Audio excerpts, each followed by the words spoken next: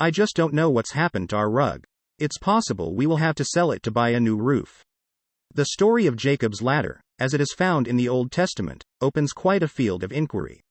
We can't really hope to cover all the aspects of it, but we want to bring out a few of the points which have a bearing perhaps upon our own futures.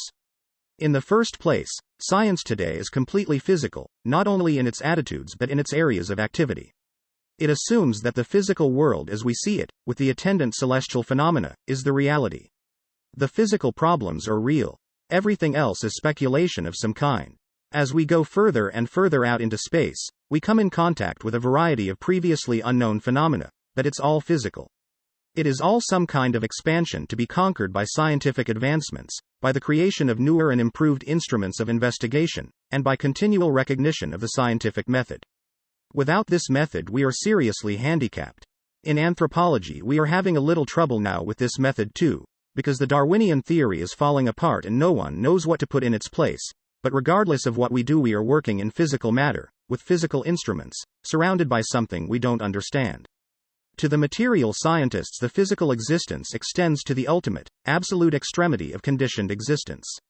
It goes on and on and on beyond all the solar systems and all the nebulae that we can possibly imagine, but everything is physical. It is all to be estimated by the vision of the beholder, supported by scientific equipment. So here we have a rather interesting problem. We take a chart for instance. Supposing we have a picture that a scientist takes of the solar system. We have numerous such pictures. They have them in all the observatories and planetariums, in all these places. It looks just like a flat map, with one circle after another representing the orbits of planets, with various markings to indicate certain fixed stars that are valuable, but all of these markings are on a flat surface. They're in 1 or 2 dimensions at most, and in this two-dimensional locking of pictographs of various kinds, we get no assurance or insight into what lies beyond. The ancients had one up on us. They recognized that there was something we didn't see, that we couldn't see under normal conditions, and that the visible universe is only a manifestation or a tail-end appendage of something infinitely greater. Now, this infinitely greater has up to now defied scientific investigation, although every once in a while, somebody lifts a corner of the mystery, takes a quick look and drops the corner again. We do not know exactly what is out there, but it is becoming more evident that there is something beyond what we can see. If there is something that we can't see, then we are not in the condition to come to final estimations of the world in which we live. If we cannot see beyond the physical, and there is something beyond the physical, it becomes more or less probable that whatever that is that we don't see is the cause of that which we do see.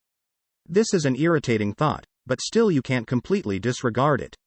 So we come to the idea that the ancients had, and we had ourselves down to the time of Copernicus and Galileo, that the physical universe was only a small part of creation, that the rest of it was just as real but not within the range of our sensory perceptions under normal conditions. Occasionally, someone with an extra cent has brought back information of great interest, but it wasn't possible to settle it down into science because it was another dimension, and would not fit into the two-dimensional world of modern physical research. Gradually there has come about a restoration of certain aspects of ancient learning. We are beginning to recognize that there were many very admirable scholars in ancient times, who if they were not psychic at least had trained the intellect to the recognition of certain values. To train a mind is very important, but what you train it for is still more important. If you train a mind to see only the visible, that is all that it will see. If we train the mind however to believe and to see that which is outside of physical matter, something that is not immediately tangible to the objective sight, then we can perhaps rationalize on a number of important points. The ancients did a great deal of this rationalization, without the instruments with which we could not function. Without the background of centuries of research, they did some of the most important basic thinking we have in the world of science. Pythagoras with his mathematics, and Ptolemy with his astronomy, were two great pioneers in the search for the facts about existence. If we take it for granted that the physical world is only a part of something, that it is only the physical manifestation of a vast, invisible structure, the thought is not as bewildering as one might think. Even physically the magnitude of the universe is inconceivable, and if we wish to recognize that it is just more inconceivable than we thought, there will be a certain amount of interest in the matter. In the ancient world, we find a gradual development of a law of analogy, as above, so below. As in the heavens, so on the earth. As in the sky, so in the body of man. As it is in the universe, so it is on the strings of a violin. The colors, the elements, everything we know are in orderly sequences. There is a tremendous series of symbols, each symbolizing not only itself, but other things. This was developed strongly in Asia, and also strongly by the mystics of the Middle Ages in Europe. It suddenly became obvious, to some at least, that the universe was a great being, and that man was a miniature universe. This analogy was the basis of most early research, and it is this analogy that has gradually faded away under the pressure of intense visualization of material things. Yet the body of man is not all of man, or he would not be worth considering. The body of the universe cannot be all of the universe, or it would not exert invisible laws upon visible things. Everywhere, there is an indication that there is something beyond, something behind, and something greater than that which can be captured by the physical sensory perceptions. So this brings us now into the story of the ladder. The ladder, of course, is one of the most ancient symbols that we find in the religions of the world. The ladder of Jacob, upon which the angels ascended and descended, is only one of many examples, the same concept as that occurs in the Revelation of John, where we find suddenly a universe stratified into various levels and layers.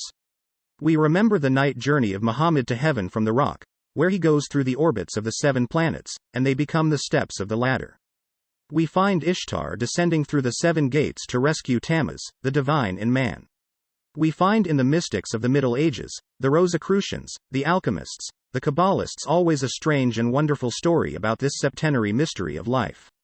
We find it even in Homer's Odyssey. We find it in China, in India, in Greece, in Egypt, in Persia. We find it everywhere, this mysterious idea, the layers of which are the steps of a gigantic ladder. This ladder, if we are to believe Hermes, the great Egyptian mystic, the thaumaturgist, of whose life nothing is known, but anyway, in his emerald tablet, Hermes declares that the above is like the below. The superior is like the inferior. The lesser is like the greater. The greater is like the lesser. All things follow one immense pattern, and if anyone can break the mystery of that pattern in any one point, any one level, he has the key to the whole mystery. For centuries, men sought this key. Some believe they found it. There are many strange records of such discoveries, but gradually the majority of human beings became discouraged, disillusioned, locked within the band of sensory materialism. They gradually came to a blind mystery. They could go so far and no further, and that which they saw faded away into the unknown. To save themselves from the continual frustration on this level, most thinkers have finally decided to accept the physical universe as the great mystery, and spend the ages now and to come trying to solve step by step the chemistry, the mathematics, the electronics of the universe. In this particular point we have 2 very great texts to work with. We have a realization of this in the complete miniature of life which we call the human being. It has always been held in mysticism that the human being was a miniature of life, that anyone who could completely solve man could solve all other things, but at the moment, no one really seems to be that interested in solving man. The great purpose today is to fit man into the economic empire which we have created in this world. It is not what a man is that counts now, it's what he's worth by the hour. It is not really an effort to unfold the mystery of the internal of the human being, but merely to find remedies for his external ailments, and to do what we could to extend his material existence. All of these things were secondary, but they became primary as individuals were disappointed one after another when they tried to explore the invisible causes of life. But in the philosophies of most nations, there has been this recognition that the solar system, the human body, and space itself, are identical in law, identical in principles, differing only in magnitudes, and that we can explore them a little more carefully if we so desire. The Ptolemaic system of astronomy gradually verged into astrology, because astronomy had to do with what you did in this world, but very often it was inadequate. Astrology was not capable of solving the mysteries of human destiny. It could only proclaim them, or occasionally make a dramatic interpretation of some event. Actually, the astrology of the ancients was a form of psychology. As astronomy was a science, so astrology was a psychological philosophy. It had to do not with the visible forms of the solar system, but with principles mathematically, scientifically and hieroglyphically set forth. These researches, particularly those of Ptolemy of Alexandria, probably one of the first greatest astronomers, were not primarily intended for prognostics. They were an effort to find out how the universe functioned, where all things come from, why and where they are going. In order to do this, a new concept of the universe was gradually brought into existence. There is a very fine example of this concept in the Nuremberg Chronicle of 1498. This was the first encyclopedia, and the first book of general knowledge, and the very beginning of it is this picture of the universe, as it was to these people.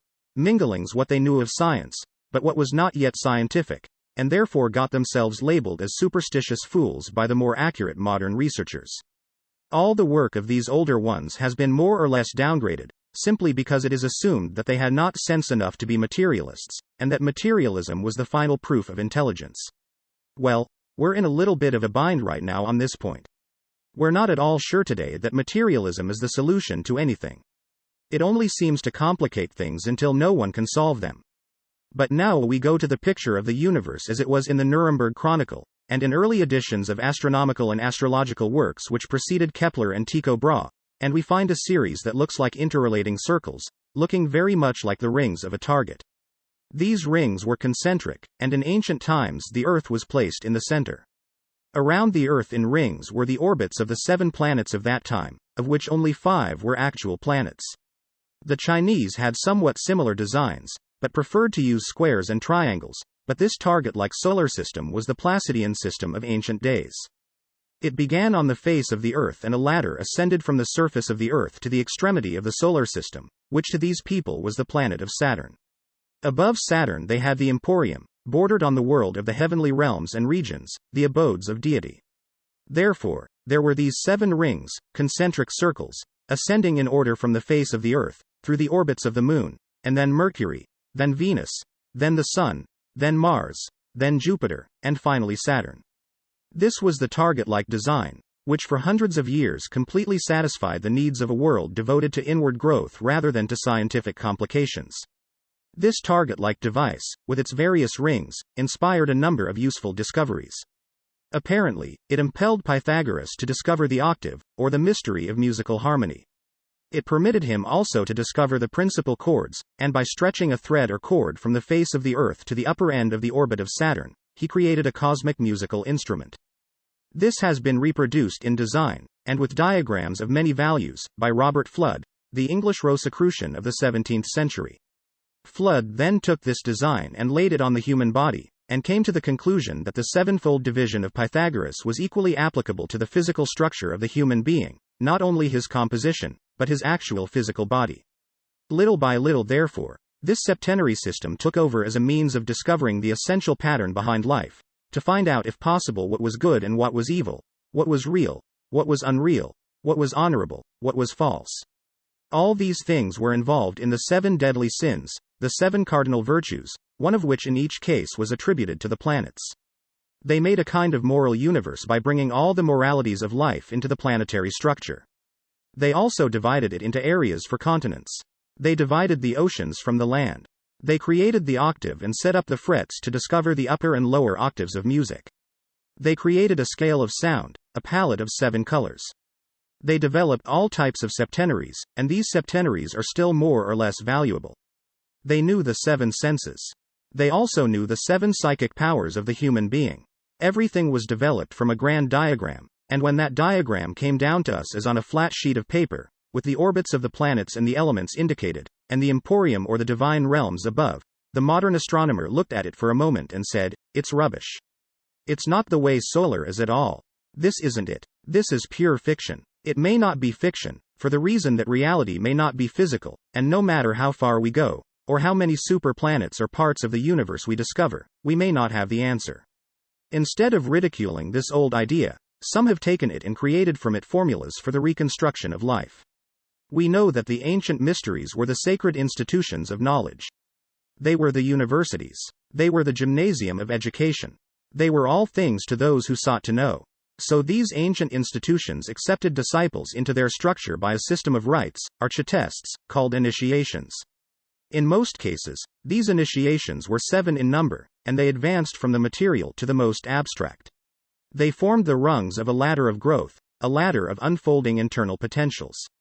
The disciple ascended the ladder by overcoming the negative attributes of each of the 7 planets. He learned how to use knowledge and not abuse it.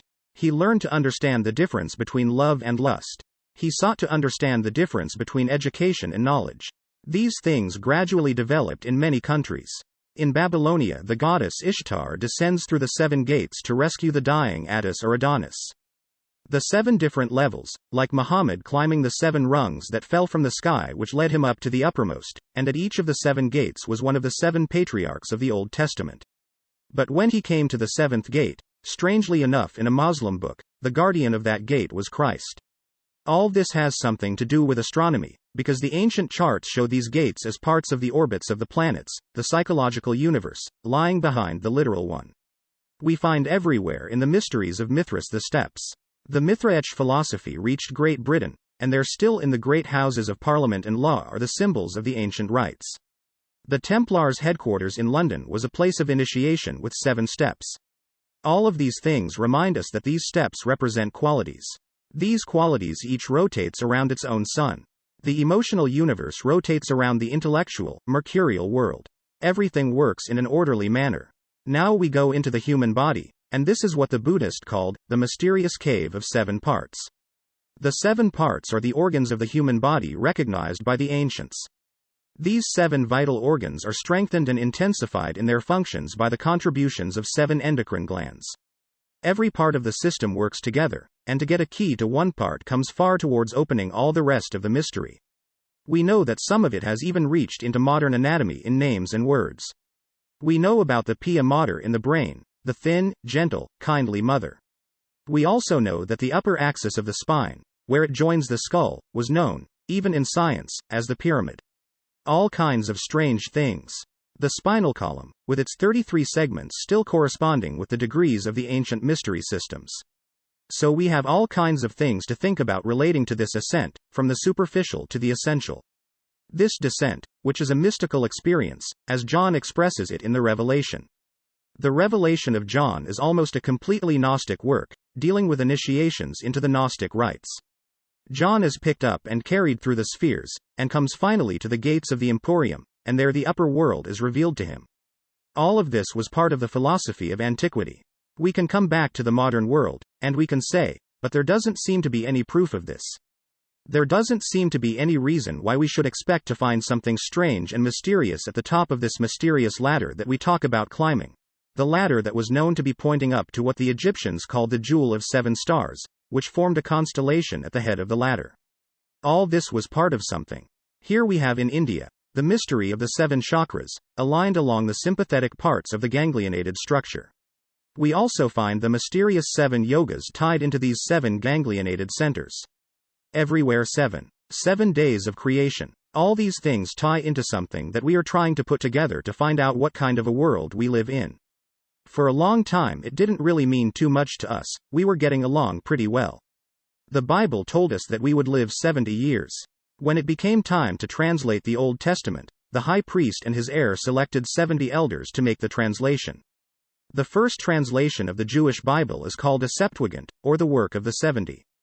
Every time you look around, you find 70, you find some reason for it.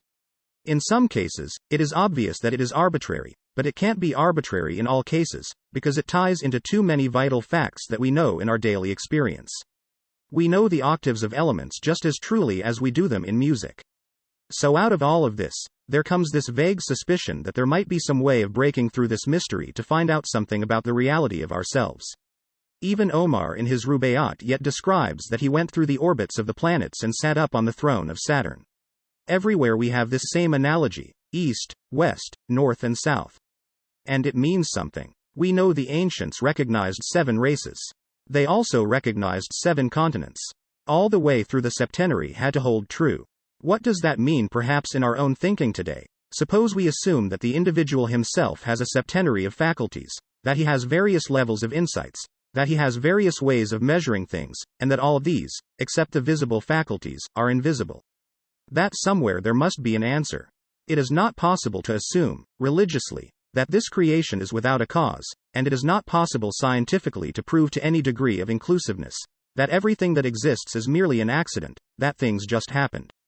Things don't just happen, because there are too many evidences every day that things happen according to rules. And today, there are many people who have experienced what we commonly call miracles, simply because they intuitively kept the facts of life straight, whereas somebody else had mixed it up for themselves. So we have this problem of trying to understand the rites of the mysteries, how to penetrate into this structure and see why it answers all questions if we find out the key to them. The key begins with a very simple point. It begins with the earth. The earth is the foundation upon which the ladder rests, and in man the physical body is the foundation upon which the ladder of his spinal cord and column rests. It is also true that this physical situation that we have is the beginning of something, that all through the universe there is an interplay of various forces and factors. The other planets of the solar system certainly have mutual influence on each other. Therefore, the whole universe is one tightly tied bundle of processes. There is nothing accidental, incidental, or unimportant in this process. It is a complete integration of purposes. For man, what is the purpose? Why is he settled here? Why is he in the problems he's in today? And why are these problems being pressed upon him to the point of his final solution of them? The answer is that man is here, like everything else in the universe, to grow. There is a purpose for him. The life of man is not merely a brief interlude between the cradle and the grave. The individual, by being born, living, and finally casting off this body, is not merely an accident of nature. It is not simply something that happens. And this is equally true when you study the cross-section of the eye of a fly, a magnificent mathematical pattern.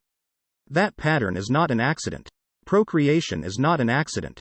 Growth, maturity, the release of all kinds of attitudes and processes in our own thinking, these are not all accidents. The main problem, the greatest cause of accidents probably that we have, is that we have been gradually trained to ignore the testimonies that would lead us in the direction of truth. We are trained to be materialistic. If we do not believe that life is a vast futility, we are out of harmony with contemporary thinking. All other idealists are therefore merely dreamers, hoping, fearing, wondering, but the facts are that the physical universe alone is real. This is no longer tenable. We can't do it and face the national problems we have. We cannot understand the reason for ourselves until we discover that there is a reason for everything. We cannot solve the problems of government until we fit them into the great septenary pattern of existence. The final 7 laws that govern life must be adapted to the 7 rules which govern a nation or a community, or finally the individual himself. All these things are part of an inflexible design. To ignore it is simply to suffer.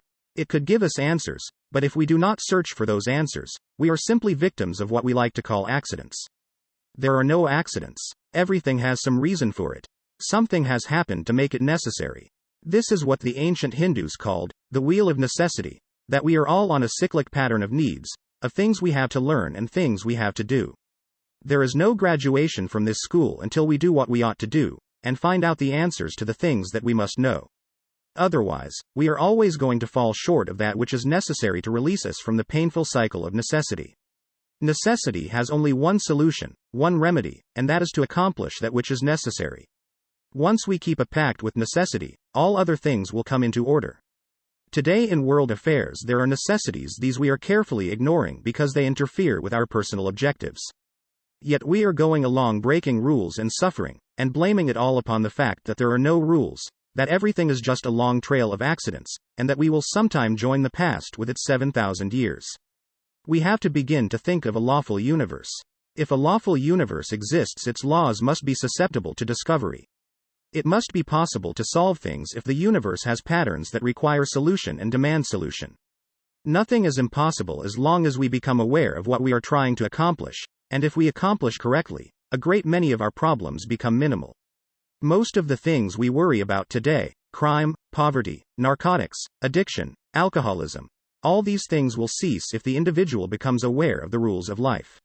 Of course, we make laws physically to inhibit crime, to limit or restrict disasters and disorders. But these laws are not laws we love. They do not arise from realities. They arise from legislation and are frequently modified to the benefit of the executives. We are not actually ruled by laws that are primarily solutional to our needs.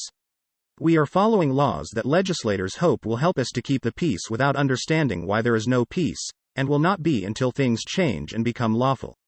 Now the ancients left us a great diagram of lawfulness. They gave us a wonderful hint.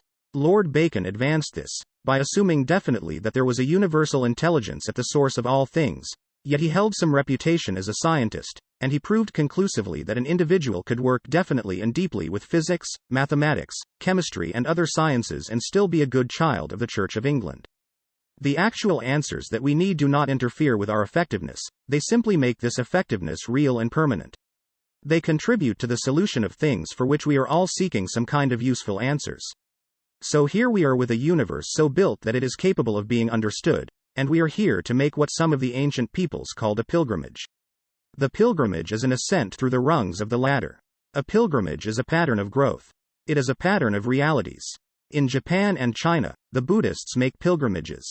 These pilgrimages are for refreshments, and they are journeys from one sacred place to another, with the understanding that through the inward contemplation of the journey the individual becomes aware of the eternal journey within himself which must finally bring him home, as we find also in Homer's definition of the journeys of Ulysses, where he says, "The great hero of Troy set sail again for his own far distant native land."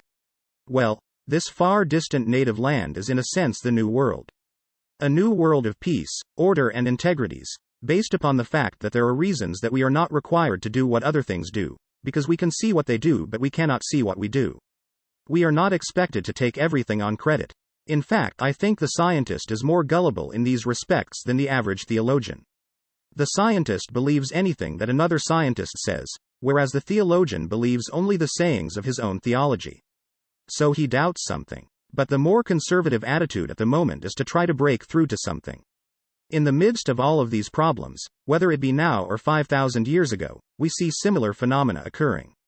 Out of the crisis, out of the strife, out of the stress, the pain, the suffering, the war, the pledge, the massacre, the tyrannies, out of all of these things comes a kind of longing, a yearning in the human heart for peace, a great desire to understand why we are suffering, and to find some way of curing this suffering. But up to now we haven't realized that we have the suffering, and the cure is limited to the same level as the suffering. We have to chart by which we know we suffer, but the chart of remedies is based upon the same chronology. We are working on one level to have the problem and cure it at the same time. In the old ways of thinking we couldn't do it that way. The old way was if you have a problem on a level, you must cure it by going to one level above it. You must outgrow something to escape the consequences of your own mistakes. You cannot simply ask this government to pass another rule to supply more food for the homeless.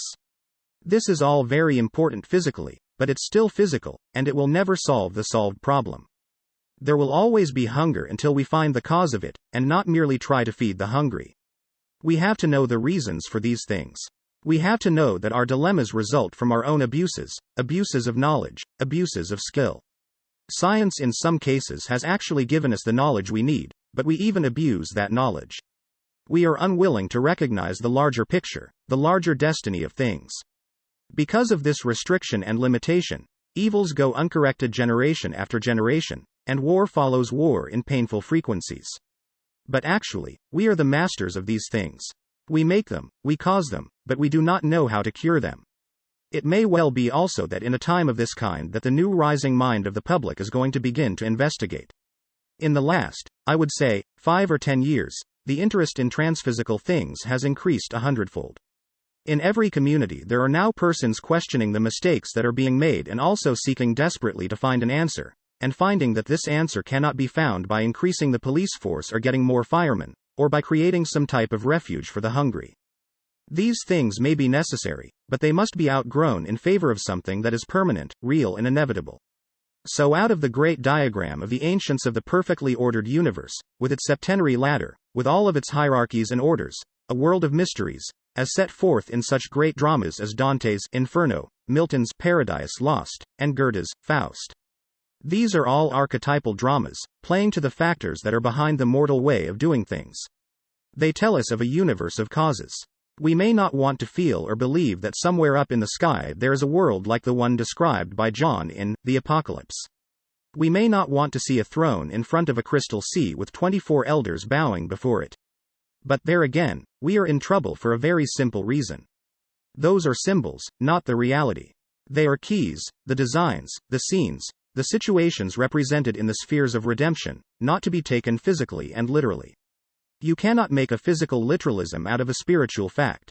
They have to be understood intuitively, mystically, apperceptively. They are symbols to be interpreted, not patterns to be copied.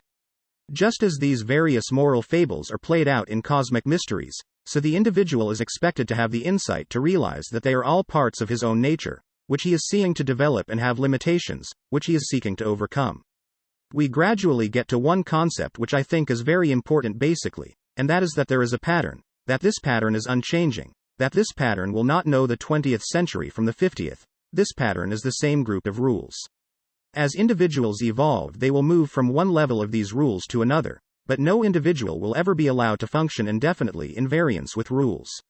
He has to finally accept them, and by accepting them vanquish them, by overcoming them, perfecting himself by means of these rules. Those of you who have ever been in a Muslim mosque will realize that in the courtyard of the mosque, there is always a pool of water. This pool of water, like the Jewish mystery of the bowl on the shoulders of the 12 oxen. This bowl, or this pond, is a symbol of purification. The highest physical aspect of existence is the purification of physical life. Purification means the removal from that life of everything that is contrary to life, and anything that is a cause of death, sickness or destruction. To cleanse means to outgrow those defects which impair the person and endanger his world. So the first step always, represented in this case by the moon, is purification, the lowest rung of the ladder. All things must become clean, clean inwardly, clean morally, clean, simple and honest in their dealings with each other. Purity in this case means overcoming ulterior motives, overcoming all of the negative criticisms and evil thoughts which offend the law, as well as our neighbor, and also to realize that this is the first step, and that no one can take the second step until he passes the first one. So the search inwardly for the mystery of the 7-rung ladder has to begin with the individual bringing his material, physical life into order. Smarter people like to jump right past that and go on to something better, but unless it is conquered, there is no receptivity to something better. The individual who has not corrected his faults will not be happy by lifting them to another level, he will keep right on having his faults. So the first step of the first rung of the ladder was purification. It was the process of bringing life into harmony with natural law.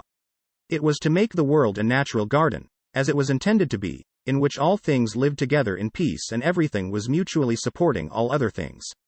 This land of personal purification is a matter of quite a little serious thought for most people.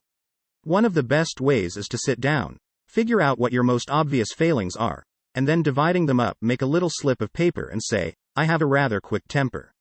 I'm not very patient, so for the next 30 days, I will work with patience. I will try to discover why I am impatient, and I will also discover why I am punished for impatience. If I am sufficiently impatient, I will have nervous ailments. If it gets too bad, I may have to go to a counselor. If it still gets even worse, it'll break my home. All these things will have to be taken into consideration, but there is no cure except to change. To grow up into a realization of the value. To fight yourself into a control is no good, unless inwardly your consciousness supports that control. It has no value to you, or anything that you are doing. There is no way of getting away, except by correcting the fault. Correcting it because we want to grow, not because the fault is a delightful thing we would like to enjoy whenever the occasion arises. When someone offends us, we want to be offended and we want to show it, so then there are two offenses, one by the other person and one by ourselves. They are in trouble for what they have done, and we are in trouble because we have been unable to maintain our own integrity in the presence of pressure. So all the way along, we take the physical things first. The physical things are laws, society. The physical things are marriage and home and family and parents and business. All these things have got to be redeemed. That is, they've got to be straightened out. It doesn't mean that we have to give up everything and become wanderers in the desert.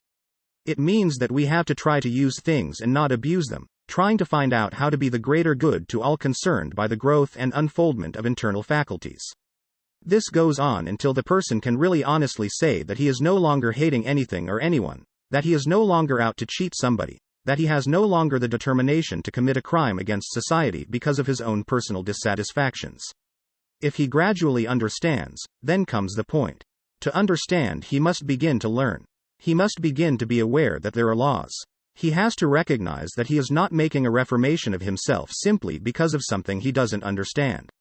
The physical solution to it is health. If it is bad for his health, then it's wrong. If it is bad for his associations, if it breaks up the normal experiences of living, if it puts penalties upon others that they do not need, then it is not good, but he has to find out for himself how to improve this situation. As he gets a little further along, he comes again onto a new rung of the ladder, and this rung is supposedly governed by the god Mercury. Mercury is communication. Mercury is also intelligence. Mercury is not philosophy. Mercury is the kind of intelligence that we get in a public school system. Mercury is the training of the mind for the purpose of adjustment with circumstances and conditions. We come now to the second rung of the ladder, and that is education. Education must become the source of certainties for us. Education must help us to have strength to make the changes that we need to make in order to accomplish the goals which we are presumed to accomplish. Therefore, education must lead us to idealism and not to materialism. Education must help us to understand the divine plan for things and not accept as inevitable human mistakes. We have to use education to find out what is worth knowing, how to find out what does the most to help us to be constructive, useful people. The mind gives us certain faculties upon which we can build and by which we can grow, but we have to always find the inspiration, the integrities to make these adjustments useful and permanent in our lives. After we decide how to be educated, then we have to find out how to use education. An education that uses only our physical faculties for the maintenance of our physical securities is not adequate. Education must make us citizens of the whole great wheel of life. It must cause us to become potential citizens of a universal world, a world that extends beyond the stars. We should recognize ourselves as parts of a vast plan, and not as poor suffering individuals deserted by everything including time. This is the second type of thought. Then we come to the rulership of the third rung of the ladder, which is Venus. Venus is emotional maturity. It is the revelation of the emotional beauty factor. It governs affection. It governs beauty. It governs all of those impulses which arise from the sublimities of existence. It is also a sincere affair. The great keynote of Venus is sincerity, that all emotions must be true, must be real, must be right. That all emotions must lead the individual to a higher degree of insight, and if necessary or possible impel others to self-improvement. The satisfaction of affections is the proper use of our feelings, of unity, of responsibility, and of all those natural relationships which are part of our third step of initiation, so to say. In other words, we have to cleanse the inside of the emotional cup. We have to purify our lives. We do not become ascetics. We do not become monastics. We become kindly people using the powers that we possess as they were intended. All misuse is tragedy. Things must be as they should be, and that takes us to the next rung of the ladder, and that next rung is the sun. Of course, the ancients considered the sun to be a planet. This was not true, but for their analogy of the purpose they were working with, it was suitable until other planets were discovered. The sun therefore comes to be the life giver. The sun is the contribution of each individual to the eternal growth of things. It is the problem of bringing life and light to others. It is service. It is protection. It is the necessary sacrifice of self-interest for the good of all things. The Egyptian pharaoh Akhenaten worshipped or venerated the divine power in the form of a sunball, each of the rays of the sun ending in a human hand. These hands intended to lift up the holy, lift up the sad, lift up the imperfect, and to rescue all life from the restrictions of ambition and things of this nature. Therefore, it was the problem of the sun that the individual becomes a sun on this level of integration, and therefore must give his light to the whole world, and must never, in any way, fail to share those good values which he has as light of morality, light of integrity, light of comfort, consolation and pity. All these things belong to the sharing of life, one with another. After this has been more or less well accomplished, we pass to Mars, and this is one that most people will have a great trouble with. It is high on the level of initiation rites, because it would be impossible to accomplish it without considerable previous growth, but Mars is competition. Mars is mutual destruction for profit. Mars is the desperate effort to overwhelm, overcome or dominate something. Now, in nations, this causes war after war, and it's one of the most destructive factors there is in human life, but most always also, it is a symbol of domination in little things, domination in a home. Domination in business, domination in the community, even domination in theology. All domination, all effort to bind by force others to slavery to us or our purposes, our ambitions, the sacrifice of the life of the child in order that the child may fulfill our ambitions. All of these things come under Mars. Mars is a more or less active, somewhat destructive force, but it is also the basis of courage. It is the basis of willingness to sacrifice self for the common good. It is sometimes the sign of the martyr, but it is always the sign constructively of the struggle for peace, the continuance of the determination to do what is right, even in the midst of great adversity.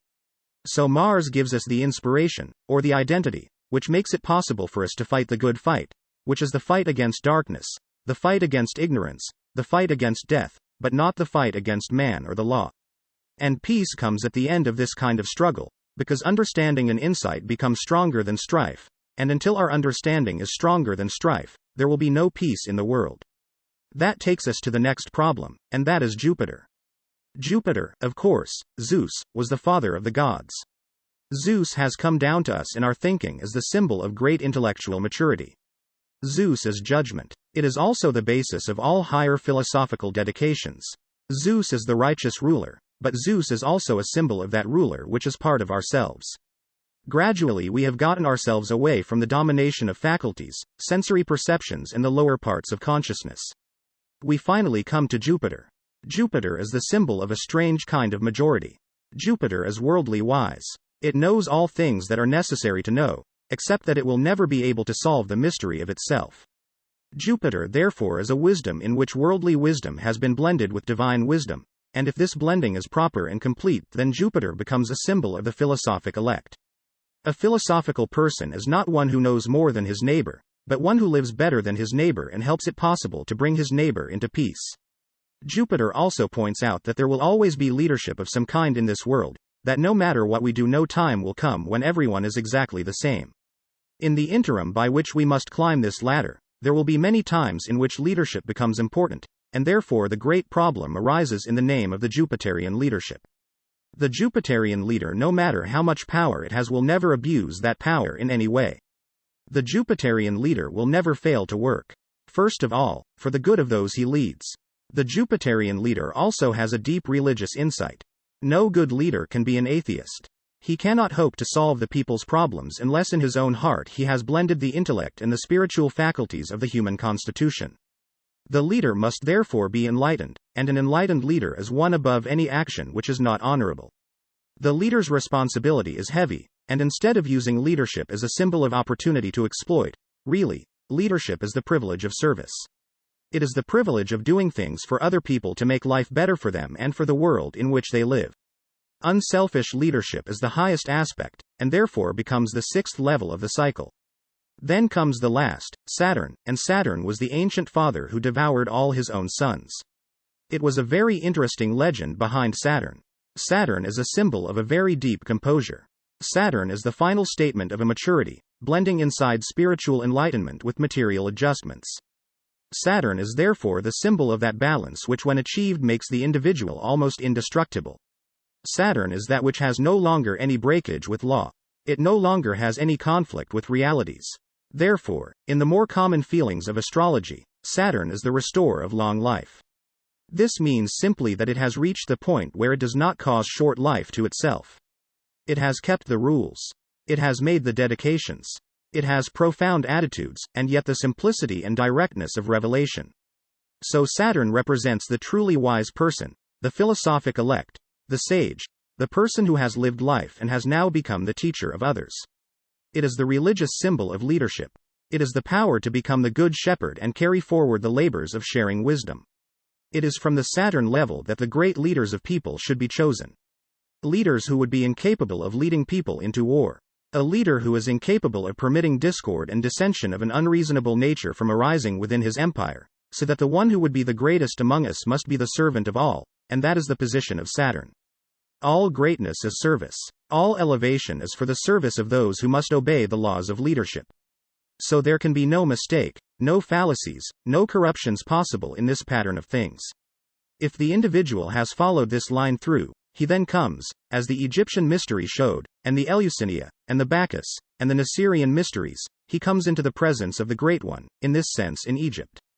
We follow very closely the story in the Apocalypse of John, but we come to the great figure walking among the candlesticks carrying the stars.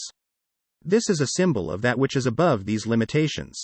This is a release in which the individual, having step by step overcome the impediments which he has placed upon himself, or has permitted society to place upon him the wrong education and wrong laws, comes into the presence of Osiris in Egypt and comes into the presence of the Lord with the stars and the candlesticks. And in every religion, there is some, whether it is Shangdi in China, or whether it is Mahavarokana in Buddhist Japan, all of these symbols represent coming face to face with the truth, coming face to face with the thing that it is. That is as it is, I am, that I am. This tremendous experience was represented in the mysteries by the psychostasia, or the weighing of the soul. Here it was that having passed all tests and obligations, having fulfilled the discipleships of the mystery rites, having learned all that was possible to be taught by illuminated and initiated teachers, the individual comes straight into the presence of that which is his own destiny. Now, if this occurs and the individual reaches the highest degree of initiation, physically he becomes an arhat or a lohan, or an adept in the terminology of different religions. He then becomes one who knows. As one who knows, the very fact of knowledge brings with it the first great burden that knowledge must bear. Now that he knows, he must give and share knowledge. He must go forth in the name of knowledge and in the name of service, to become a dependable force in the development of other people. He must become a part of the hierarchy, or of the order of leadership, which is behind the administration of universal law on the physical plane, because the laws themselves are not physical. It is only an individual who has transcended the physical in his own life and has become the arhat, who is capable of interpreting something above the physical for the needs of those who are still bound by the physical. Again, it is a problem of proper instruction, and the adept, having received that instruction, is capable of sharing it. So little by little the journey upward brings the creation to the adoration of the creating power. It stands in the presence of the infinite, and in this path standing forth in its eternity, the creation. From the smallest to the greatest part, from the smallest gnat in the sunbeam to the vastest of all universal systems, all these things are parts of the unfoldment of one tremendous principle, and this principle is the gradual unfoldment of the infinite through the finite, and the gradual victory of the infinite over the finite, and the final union again of the finite and the infinite in an eternal bond of identity. All of this makes a very interesting and illuminating series of discoveries, which we have to make as we can little by little. Buddha said on one occasion that the longest journey begins with a single step, and this is more or less the problem that we face. We are all of us on this journey, whether we know it or not, and we are going to be unhappy on the journey until we learn that it is the journey that can make us happy. But we have to make the first step. We have to make a dedication. We have to indicate by bringing a burnt offering to the altar of the Lord, as described in the tabernacle rites. We must bring a gift to the author as a proof of sincerity, and the only gift that anyone can really give is himself. We have to therefore sacrifice self-rulership in order to come under the heading of divine rulership. Self-rulership for most people is rulership by the ego, by the personal self, by the individuality, by one of the lesser powers of life. But when we lift this rulership from the personal equation, when we no longer say, I want this, and I will do that, and we gradually find out the truth of these things, we then realize that this leadership is always vested finally in the pious part of our own natures. As the various elements of the pattern of the 7 steps have unfolded in ourselves, we finally shift the leadership of our lives from the mind, from the ego, to the divine principle, abiding always within ourselves, for just as surely as a supreme power fashions all things, so the spark of that supreme power has fashioned us and is finally the ruler of our lives.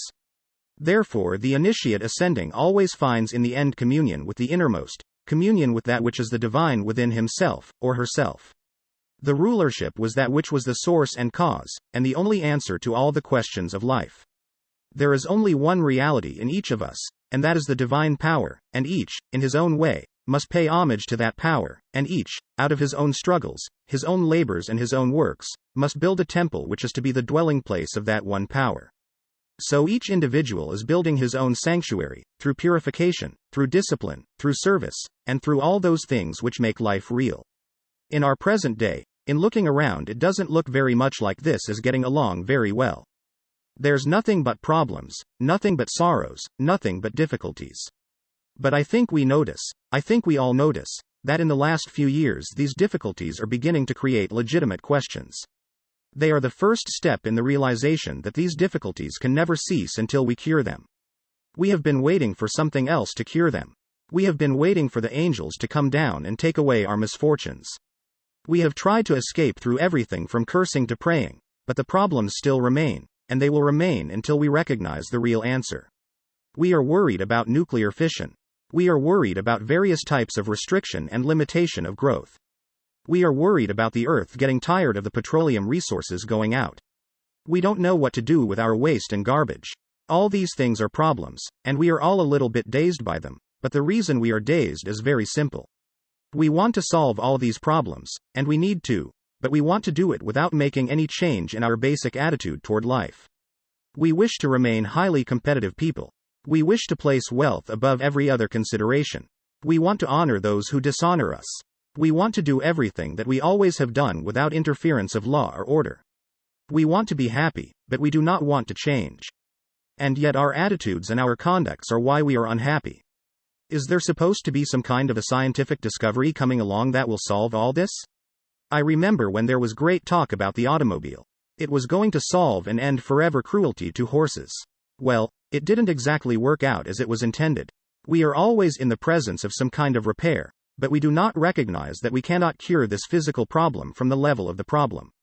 We cannot cure war by simply fighting war. We cannot get war out of the physical world unless we do something to change the physical world, either in nature or in ourselves. We cannot get better without becoming a little bit more virtuous. In this problem and struggle, we have to face that this mysterious circular diagram, with the 7 circles, represents not only the cycle of growth, but it represents the level of problems that have to be overcome one by one. But there can be no problem overcome unless the cause of it is outgrown, and it is outgrown not by ages of suffering, but by proper intelligent education. We have to be taught the laws of life. We have to be taught the ways of living, and we should start with young people, our ancestors, with a simple faith in God, and with children who obeyed, in principle at least, the simple ways of their ancestors. The problem was not very serious, but now it is becoming proof that infirmities build up, corruption multiplies, and we have come to a time where we have simply gone too far in the ignoring of value, and we cannot do this indefinitely. Socialized states are beginning to discover they cannot handle their own states unless they are able to do something ethical or religious to enlighten and hold the attention of people to self-improvement, or national or world improvement. We cannot keep on breaking the rules and enjoying the joys of a good life. As we sit down trying to study this a little bit, why don't we just also look back a little? Read something that Paracelsus wrote. Read something about Neoplatonism or Gnosticism. Read something about Buddhism. H.G. Wells said that Buddhism was probably the most important moral doctrine the world ever had, and the Buddhist philosophy of life is very, very simple. Serve the good, refrain from evil, purify the mind. This was the basis of that entire religion which moved at one time across the face of Asia. We are all now looking to find out how to improve the present situation, and the first thing we have to do is to put together all the analogies, all of the overwhelming parallels that we can see in every level of life, and from these get a new vision of law, and find out that we are in a universe of law and order, and that we are the ones that are out of order, and until we correct this condition there will be no permanent improvement. That's it.